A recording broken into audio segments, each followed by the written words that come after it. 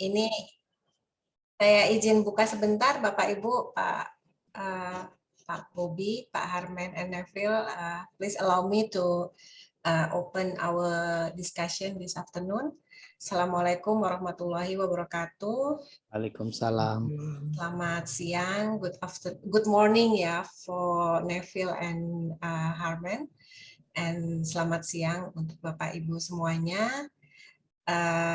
Telah hadir di sini beberapa narasumber yang hari Senin kemarin juga telah hadir.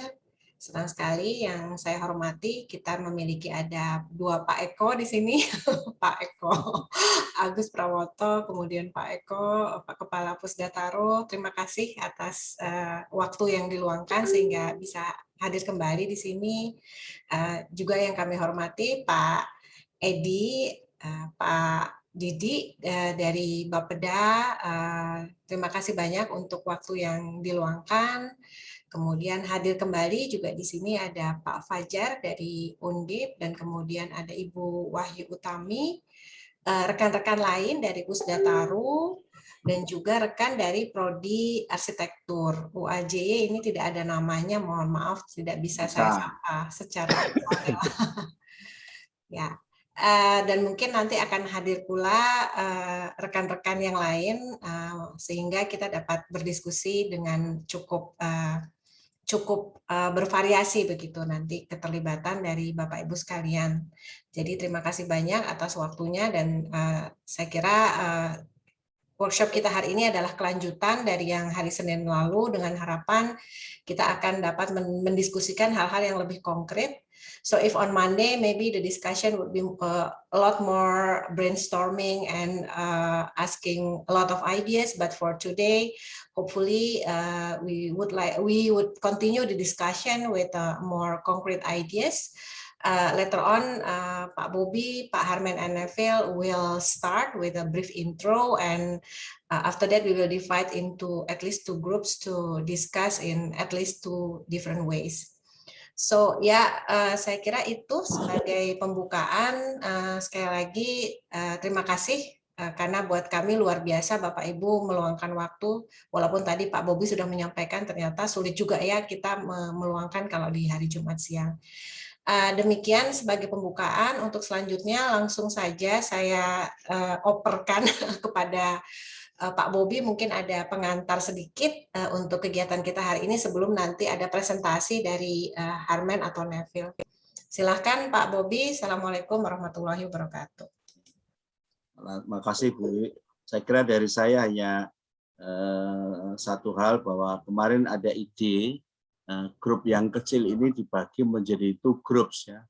The first group are talking about the we call as color, red color, connectivity, economic development, urban issues, and then the second group is we call as blue and green color, the defenders of the natural environment, the desa, and so on and so forth. Yeah. And was also agree that maybe the way in dividing this group is that for people who used to work on red one, maybe better to put into the blue and green one, and for those who used to work on blue green one, maybe will be interesting to put into the red area, red group. Yeah, that's the idea. But the problem is that not all participants this afternoon can join for the whole session, which is about 2 to 3 hours, and some who are not able to join the whole session, I asked to write some concrete idea. So for example, Pak Eko, he sent us already very nice written ideas on the issue. Pak Ika Putra, who is not able to join, also sent me several ideas, including also Aris Pilmadi also sent me some materials. So the question whether we will provide first opportunity, Harman and Neville, for those who are not able to join for the whole session, to present also after in the plenos. because the idea is that we will have pleno, 30 minutes pleno, where we have to present the result of the first workshop, and then divide it into 2 groups, and we have to discuss 1.5 hours, and then back to the pleno, in which every group have to share the summary of the discussion in each group. Then on the pleno, we have some compilation and conclusion, especially kind of consolidation from the discussion in 2 groups. That was the idea. But I think just let Harman and Neville now to present the summary of the workshop first on Monday. Harman, are you? Yes. Neville, both of you.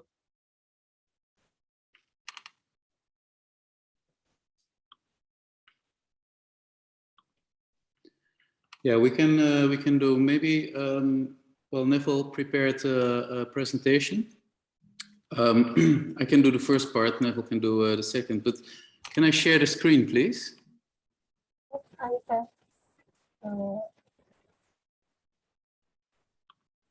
I need to share all participants.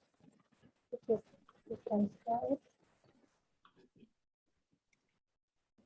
Sorry, Dan, are you going to share the screen or the?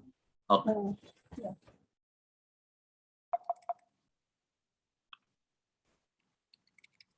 So we need to get rid of this.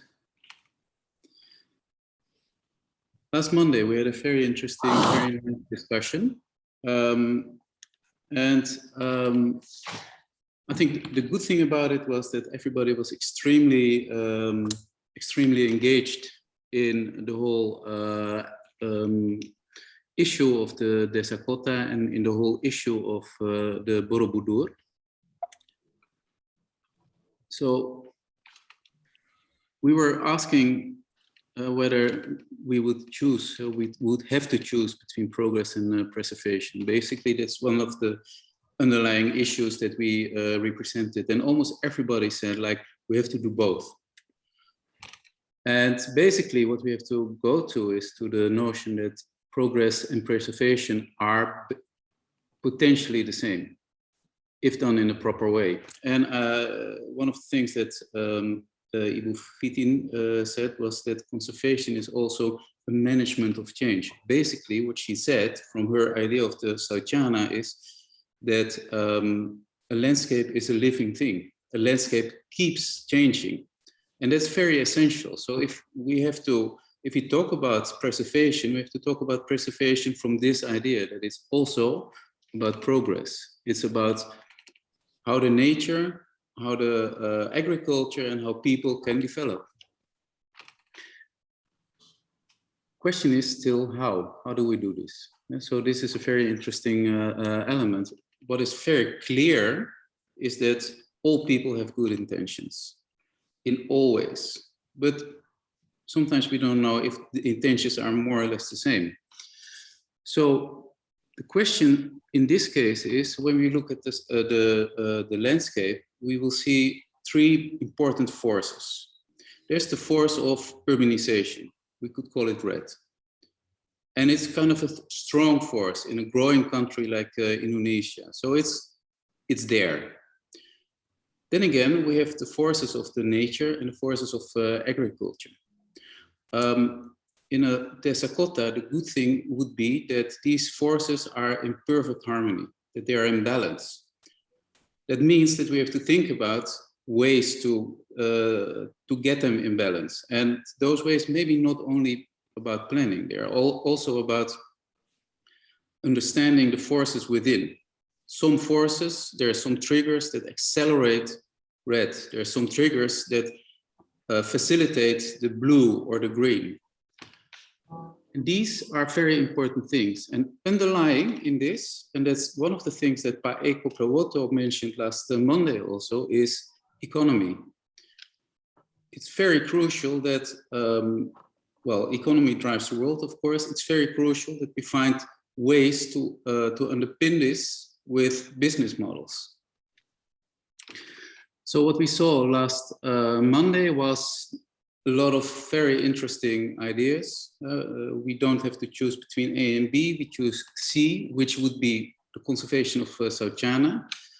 We know already that the development of the Borobudur, well, it's a presidential wish, it's a presidential decree. So we have to continue with that. And it's also important because it kind of closes the gap between North and South in Java. Then again, for whom is this economic development really? It's an interesting question that we have to ask ourselves. We have to involve all stakeholders. Many people said so much. But then, Paeko Prawoto also asked us, are the stakeholders able to be involved? And do they have the means to be actively involved and to actively engage in the making of Desa Kota? If people suddenly get the opportunity to get a lot of money for their land, maybe they will do that. And then what happens with the Desa Kota? We have to innovate. That was a very clear message. We have to innovate. And innovation makes possible probably that we can combine the two elements of the preservation and the progress. Innovation means using new knowledge or using new methods. So what do we have to do then with local knowledge? What do we have to do with the local, old local methods? It's a very interesting question. Also, people mentioned the spiritual essence of the Borobudur and the area. Well, the spirituality, of course, is central to whole Java. But how do we do that? Essentially, what we think is that the challenge of the Borobudur is the challenge of the Desa Kota, and therefore it's a very interesting example to work on. The challenge of the Desa Kota is the challenge of Indonesia, or at least large parts of Indonesia. And basically, it's a challenge of land use. And land use, we can divide between the land use of the urban programs, the land use of the agricultural programs, and those areas in land that are admitted to the nature, to the rivers, and that we have to also work with. And that's the reason why we wanted to subdivide now into two groups. One group looking at the drivers and the accelerators for the urban part, for the red, and one group looking at the two other colors. Neville, maybe you can take over from here.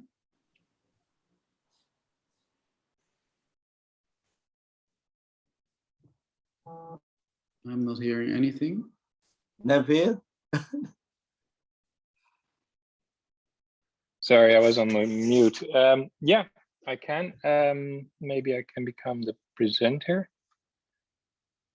Then I will stop sharing. Mm-hmm. Share screen. Okay. All right. Okay. So just to reiterate what Harman just said, Monday was in a sense a very fruitful day, because there is clear alignment between the many fractions, many ideas, many ideologies, people working on a local scale, people working at a large, even national scale to deal with these issues. Now, what came up, let me make this bigger if I can.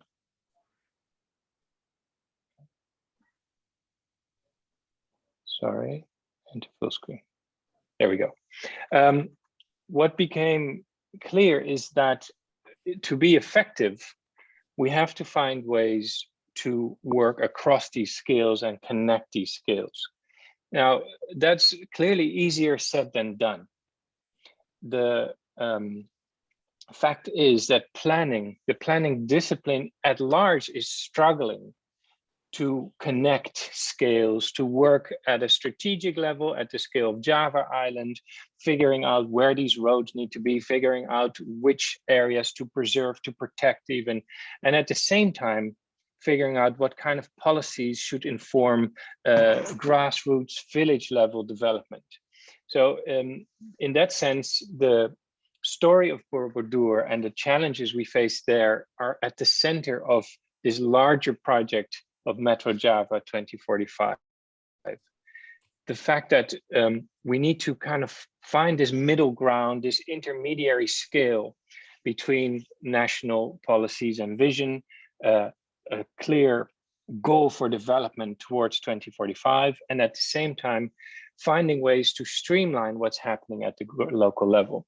So this is the reason that for us, if you look at this map, I hope you can see my mouse, we have these three scales, the whole of Java Island, then Central Java, this 130 by 130 kilometer square that we're investigating, and within that, the Borobudur, this small square of 10 by 10 kilometers, which still 100 square kilometers is still a significant size, because we aim to offer a kind of regional, a regional set of initiatives and actions. Now the red lines here, clearly roads, they show that the Borobudur is particularly interesting to look at when we're talking about change and land use transformations, because it is just, I hope this is visible on the screen, it is just locked into the larger network. And as we are experiencing the expansion of these roads, of course, the Borobudur will be increasingly accessible with all the advantages and challenges that may be. So it is a true canary in the coal mine, if you will. It is a beacon of change for the larger region. If we zoom in, we want to share a little bit about the technologies that we're trying to use for this project, using GIS to do these land use maps. If we want to find intelligent ways to talk about the region, we have to find ways to interpret what is happening at the regional scale. And this is much harder than it might seem. If there is indeed desa kota fabric everywhere, meaning a fabric, a landscape that combines settlement and water and nature and agriculture into one system, very intricately folded together, then how do you map it? You can't really map it. Only with, in this case, we're applying cluster technology, basically a GIS tool. We begin with big data to understand larger trends. What we see for this model, it's a crude model still, let's be honest, is that there is one area that seems to describe a predominant land use type within Central Java. And the interesting thing is that within that square, if we zoom in again, within that square of the Borobudur, actually that is predominantly the land use type that we see in the Borobudur as we see in the larger region of Central Java. So there is an interesting entry point. If we can solve Java, if we know, Borobudur, if we know how to formulate a set of strategies that can respond within this small parcel, we probably have something interesting to say in this larger orange region. That is kind of the logic of this intermediary scale, the mesoscale of Central Java that we're looking at.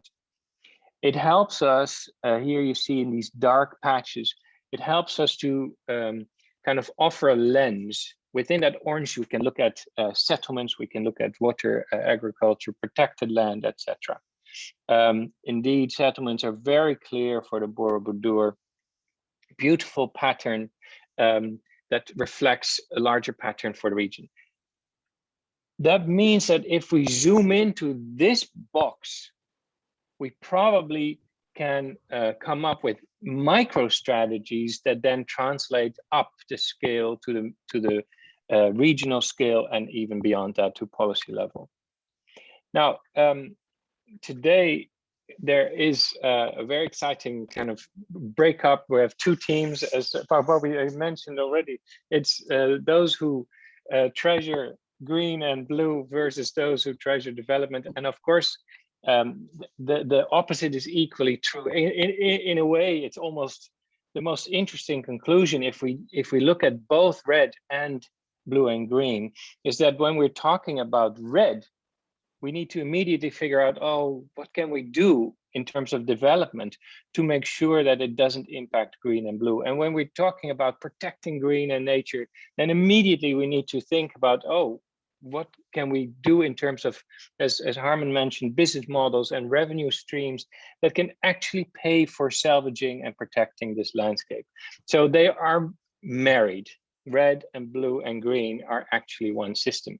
I wanted to share one very, very rudimentary, simple little, let's say, thought model to illustrate that point. So, of course, this is the square around the Borobudur. This is the Borobudur, that beautiful box right there. These are the existing settlements. Black is 2000, and the other colors are later. So there's already a vast amount of development going on, but because it's so fragmented, it's so micro scale development, it's hard to trace. It is extremely easy to overlook and say, well, actually development's pretty slow. It's not so dramatic, but at the scale of Central Java, of course, it has a huge impact in changing the landscape. So I was looking at that pattern and kind of isolating only the new areas, the new settlements, new buildings after 2005, which are these colors, and I put them together in one group on the right. All the purple is post 2005, which is a lot, right? It's kind of a bit daunting. Our job here and our mission for the workshop in general is very urgent and very real.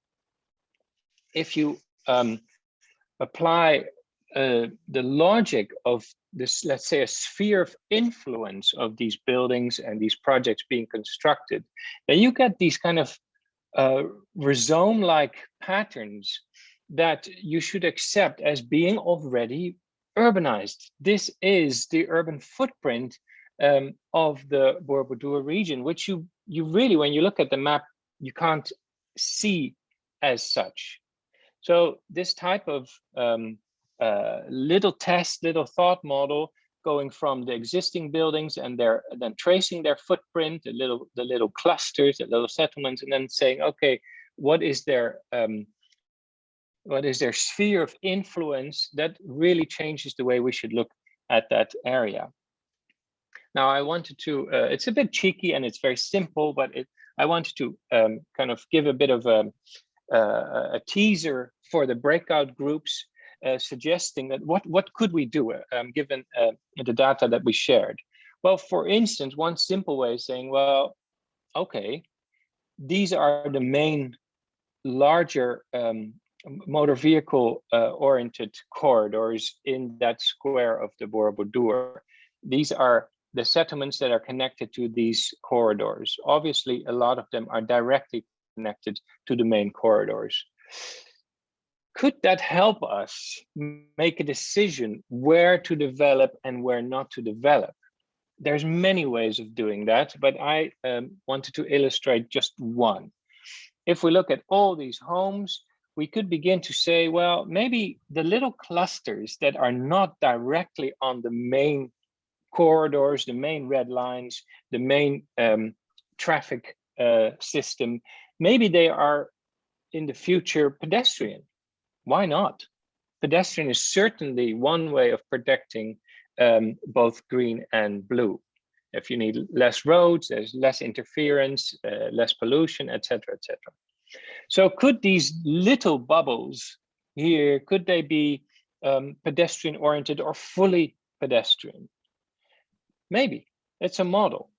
At the same time, you could apply different models. Could we say, well, actually, the historic value, as everybody mentioned, of the Borobudur is so important that we should have this gradient of protection. The closer you come to Borobudur, and I realize there's not one temple, but there's, I think, close to 400. But the closer you get to the temple, the higher the level of protection needs to be, almost like a fortress. That would be another model.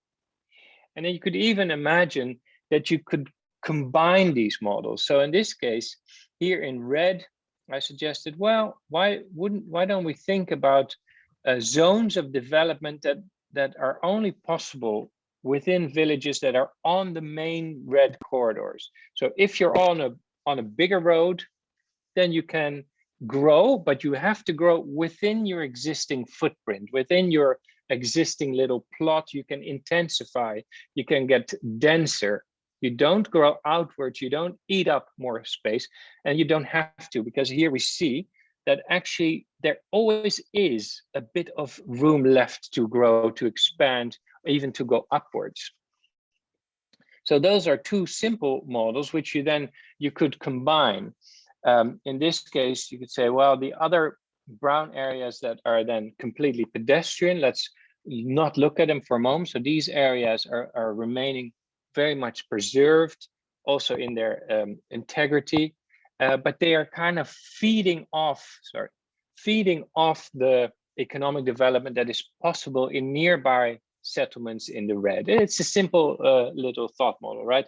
And if you would combine it, say, okay, no growth here, only growth along the corridors. If you combine that, there's definitely also no growth here, so you get these kind of tentacles. Now, that brings us back to Park Bowie.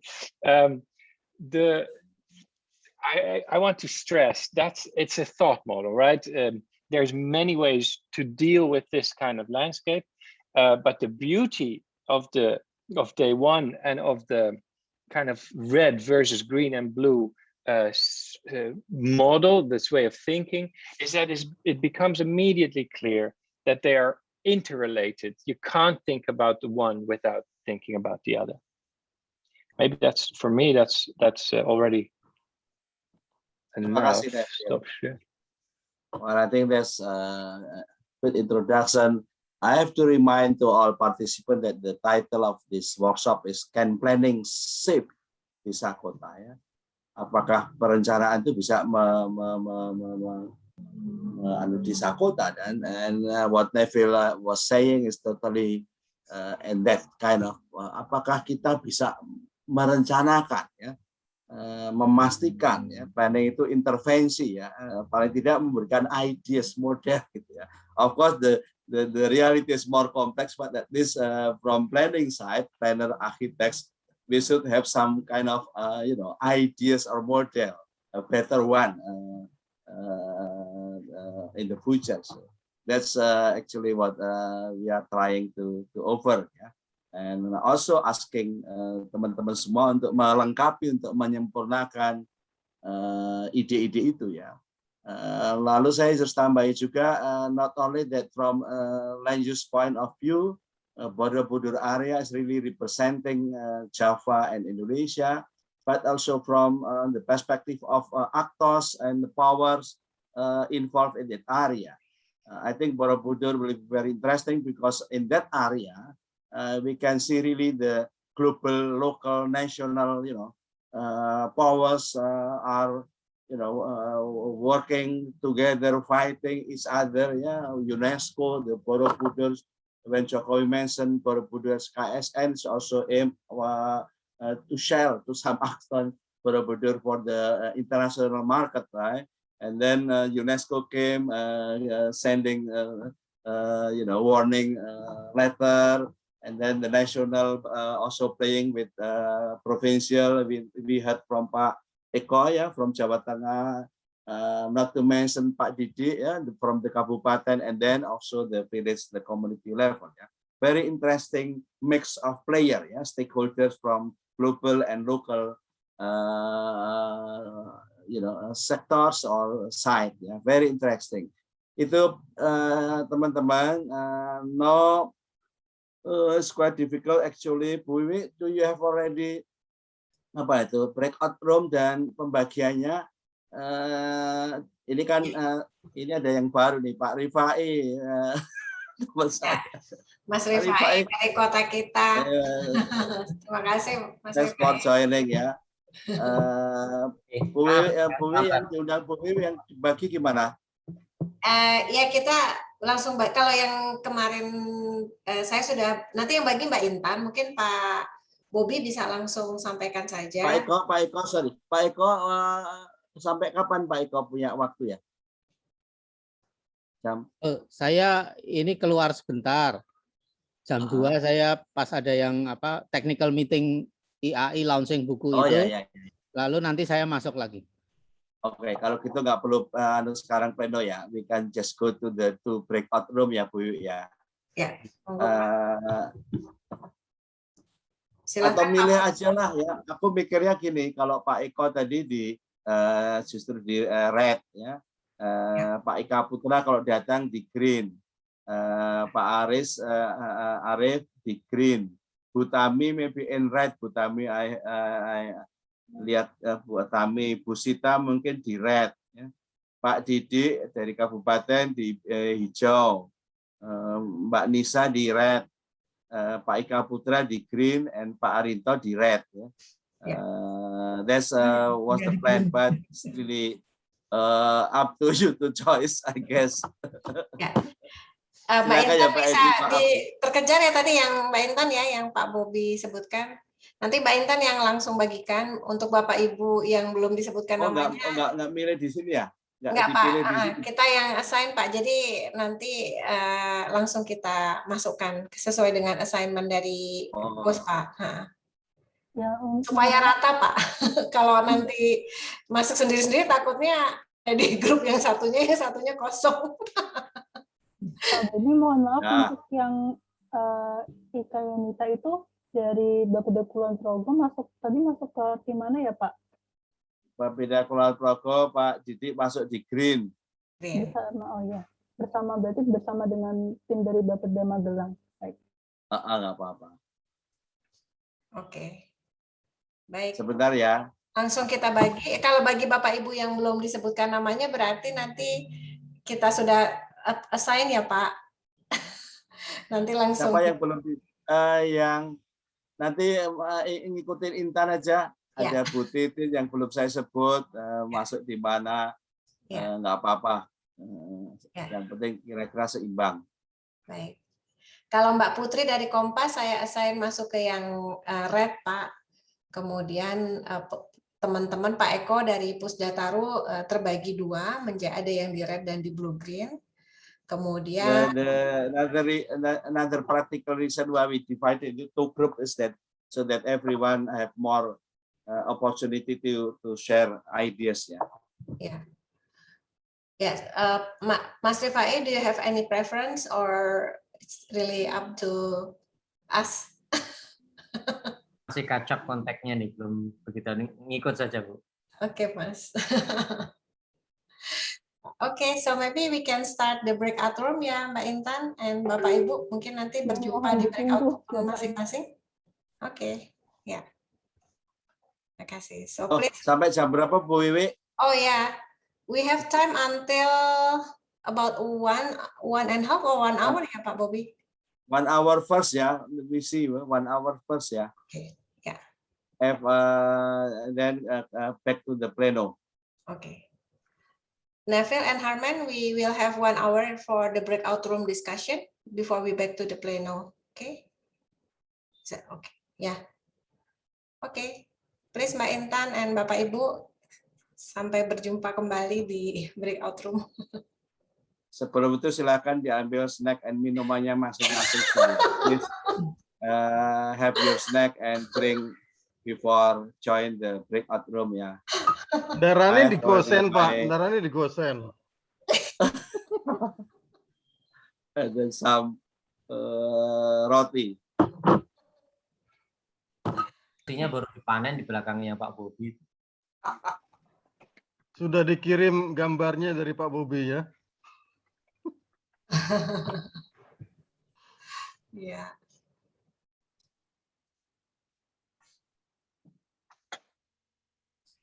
Siapa lagi sih yang teman-teman yang gabung ini? Putri dari Kompas ya, Pak Fajar, Pak Eko, Aulia,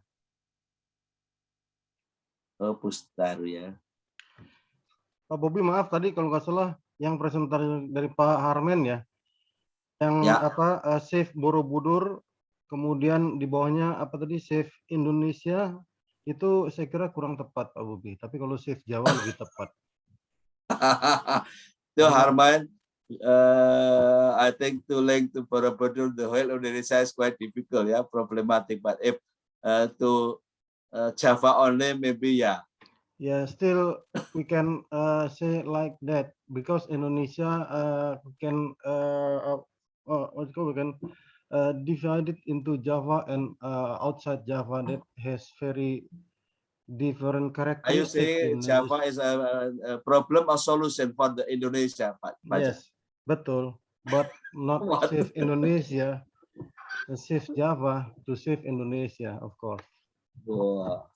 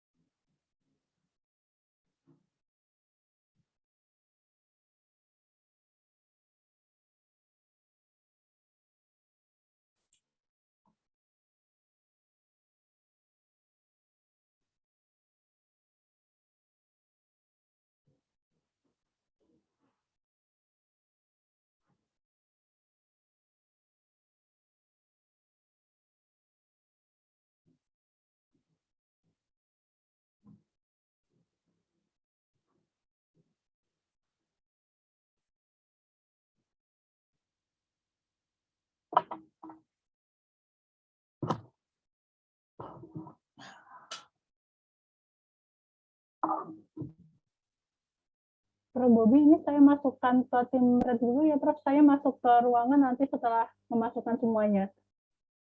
Oke.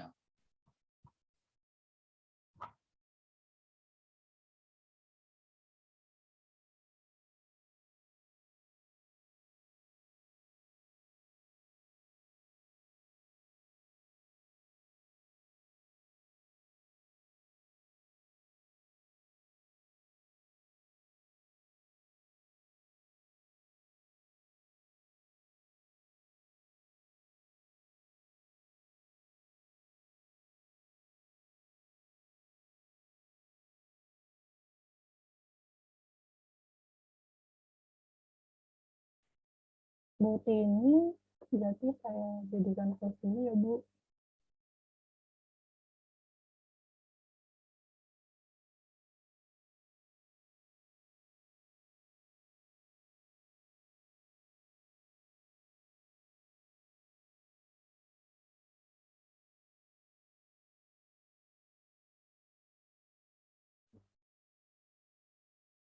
Bu Tini, halo.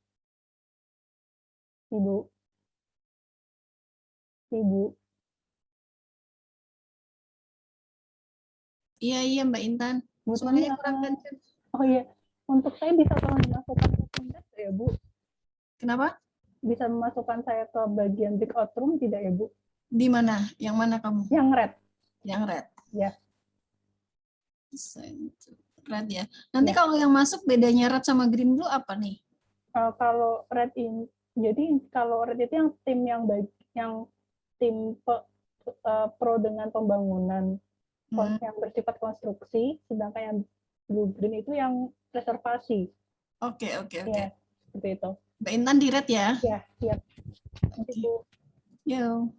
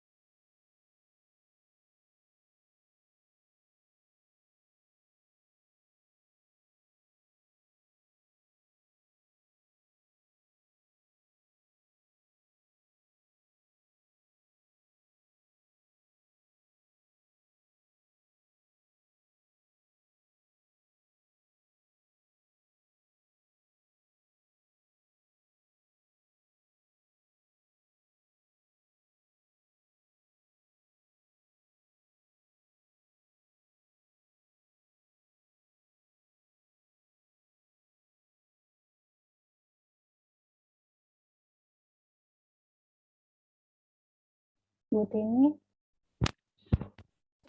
Mbak Intan. Saya masuk ke yang breakout room. Saya mau coba record, ternyata tidak bisa. Katanya minta izin host. Itu gimana ya, Bu? Gimana? Tadi kan saya mau di breakout room, saya mau record. Nah, itu tuh tulisnya minta izin host. Oh ya, tapi kok nggak ada ini ya? Oh, gitu. Nggak ada.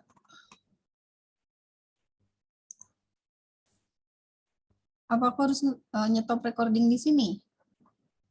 Nggak ada itunya, nggak ada apa notif untuk. Oh, berarti coba mungkin di stop recording yang di ruang utama dulu ya, Bu, berarti.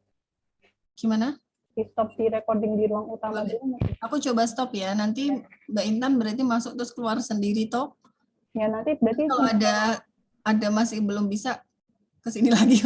Nanti minta tolong masukkan saya ke tim red lagi ya, Bu. Iya, oke. Ini aku stop ya. Ya.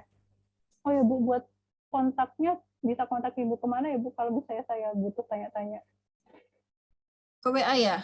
Iya. 0822 4399 Ya. 5726. 0822 4399 5726. Baik, terima kasih, Bu. Iya, ini aku stop ya. Minta tolong dimasukkan lagi ya, Bu. Iya, oke.